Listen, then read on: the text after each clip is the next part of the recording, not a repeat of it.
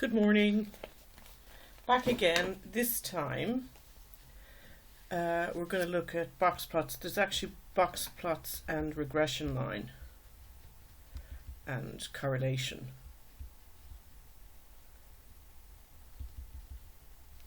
Okay, so let's have a look at this question.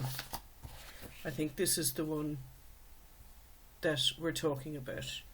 So the first thing, it should be obvious, but this last row here, they're already totaled. Okay, so that is the sum of x, this figure. That is the sum of y. Okay, that figure.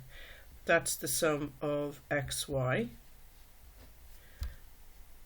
That's the sum of x squared. That's the sum of y squared. So they're already given. Okay, so what you have to do is sub them in to get the slope and the y-intercept. So I'm not going to do that for you, but using the formula, find the slope, and the intercept below, find an equation for the line of best fit, and then test some of the y values to see how good your regression line is. So I'm just going to get other values and work this through. Okay, I'm not going to use the values you've got there. Hang on. Let's look at this worked example from a book. Okay, so you've got the sum of x is 60, the sum of y is 79, the sum of x squared is 874, the sum of y squared is 1501, and the sum of xy is 1136. Okay, so they're your figures. Now, I am going to pause there and use the formula I gave you. Okay, so I've just taken those figures and jotted them down. Okay, now n in this example is 1, 2, 3, 4, 5. So not counting the total, you count how many down is in your list. Okay, so let's just sub it in. So this is what I would do. 5. Now this is for this example. I stress yours has more in it, so it's not going to be 5 in your example. 5 times 1136 minus the sum of x, 60, multiplied the sum of y, 79, all over 5 times the sum of x squared, which is 874, minus the sum of x to be squared. That's where you're going to make a mistake if you're going to make any, because you'll write it as the sum of x squared. It's the sum of x to be squared. I'll give us a bit more room here. So I'm just going to show you how I would do that on the calculator. Let's just move this up a bit. And I would be quite methodical. 5 by 1, oh bugger, it's not on. 5 by 1136. And I would write these all out.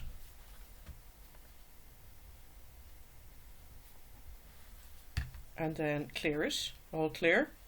60 by 79, 4740. All over 5 times the sum, oh wait, no, I've already written that out, sorry. 5 by 874, 4370. 4370, just put a line through that, minus 3600.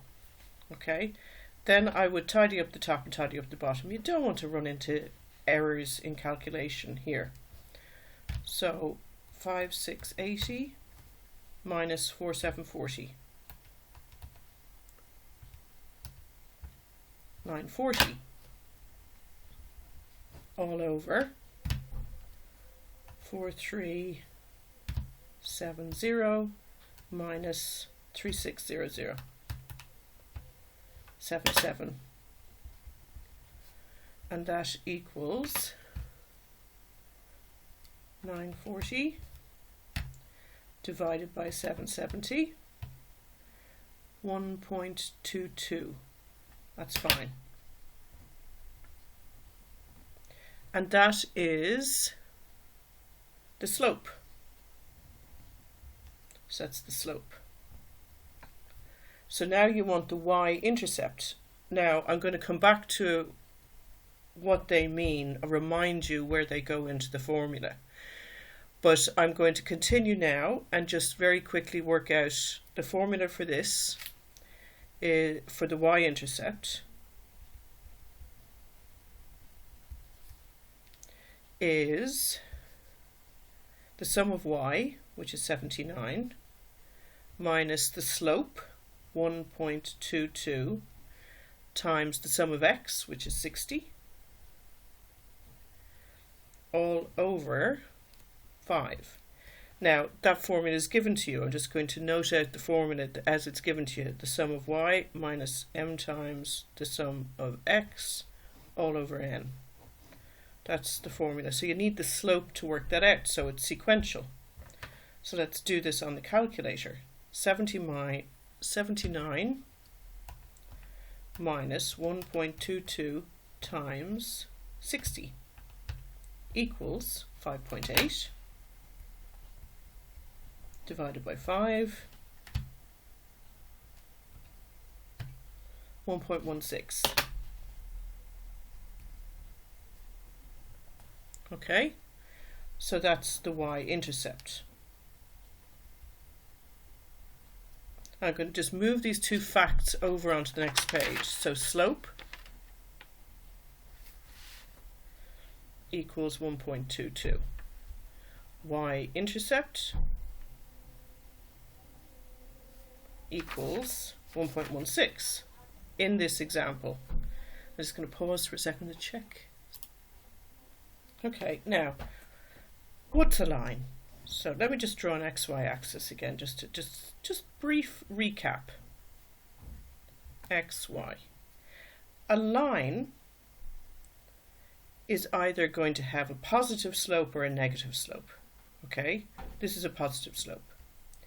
And it's going to cut the y-axis at 1.1.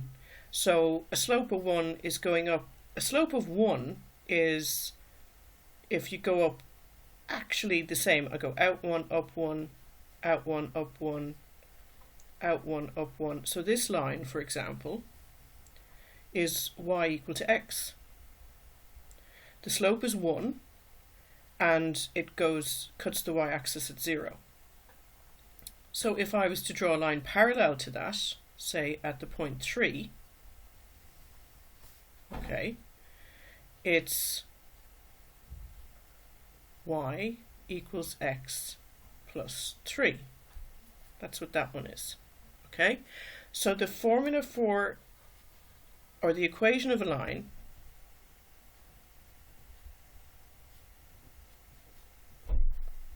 the general form of it is y equals mx plus c, where m is the slope and c is the y-intercept. Okay, so if we put these two values in, you've got y equals 1.22x plus 1.16. And it is the same. I'll show you this. It's slightly different. But do you see there, they got 1.22. Slightly different answer there, but it's a different formula. I wouldn't worry too much about that. That's a tiny difference. But you can see y equals 1.15 plus 1.22x. And it doesn't matter which you put first, honestly. Okay? So, having got the formula of a line, how do you draw it? Okay, so I've got y equals 1.22x plus 1.16. You could use your calculator to put this in, but it's very easy. If you had, all you need to draw a line is 2 points. So if y equals 0, okay, x is equal to whatever, you solve it. Okay, so if y is equal to 0, let's just put this out.